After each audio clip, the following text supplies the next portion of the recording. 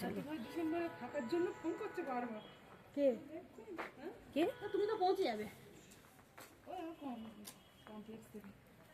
চলো আমরা এখন বেরোচ্ছি, মার্কেটের দিকে যাব, একটু ঘুরবো, তারপর খাওয়া দাওয়া করে রওনা দেবো। বাড়ি যাবো। হয়ে গেল দার্জিলিং ট্যুর। আর ভীষণ আনন্দ হচ্ছে হুম, যে আজ বাড়ি যাব। তাই তো। যেখানেই থাকো বাড়ি না গেলে শান্তি নেই। বাড়ি যাওয়ার একটা আনন্দ আলাদা, আর বাড়ি গেলে সত্যি কিন্তু বেশি দিন বাইরে কিন্তু ভালো লাগে না। যতদিন থাকি না তুমি যেখানেই যাও বেশি দিন ভালো লাগে না।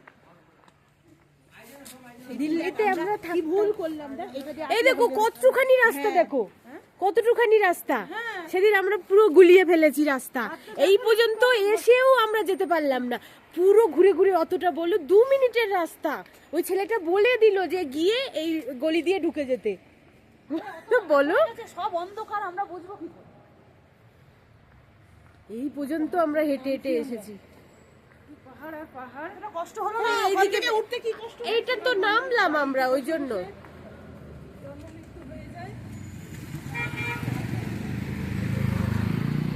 এই ওইদিকে না, এইদিকে দার্জিলিং এখানেও আছে। আমরা এখানে দাঁড়িয়ে আছি। এই এই পর্যন্ত এসেছি আমরা এই পর্যন্ত এই মার্কেটে এই দিক দিয়ে গরুর সঙ্গে আসছিলাম, দেখছিলাম।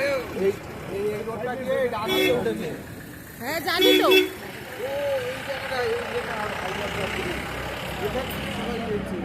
চলো ওই জায়গাটা যান।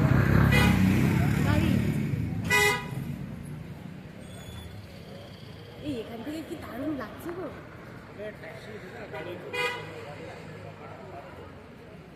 এই দেখো ওইটা স্টেশন আছে। ও এটা হচ্ছে দার্জিলিং স্টেশন। কিন্তু ভালোই। দার্জিলিং স্টেশন। আমরা ঘুরিনি বলে তাই। এই আমরা খালি দেখছি বিনায়ক হোটেলের পেছন দিকটা আমরা দেখতে পাচ্ছি। পেছন দিকটা দেখতে পাচ্ছি, যাবো কি করে আর বুঝতে পারছি না। আচ্ছা দোকানে জিজ্ঞেস করলাম, ওরা বললো না যে পাঁচ দিয়ে চলে যায়। আর একটা দোকানদার বলে রোডের নামটা কি, আমি নাম যদি জানতাম তো আমি নিজেই চলে যেতাম। এটা না দার্জিলিং এর তুমি এটা না নিয়েছি এটা। তা চলো। দাঁড়া। এই দেখো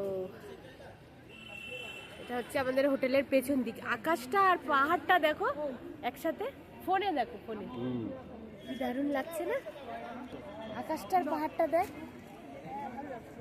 চল।